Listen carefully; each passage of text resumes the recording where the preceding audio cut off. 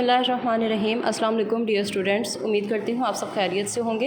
किंगवे group of schools की तरफ से हम आपको ऑनलाइन लेक्चर्स भेज रहे हैं, जिसमें हमने जमात हफ्तम की जोग्राफिया को शुरू किया है।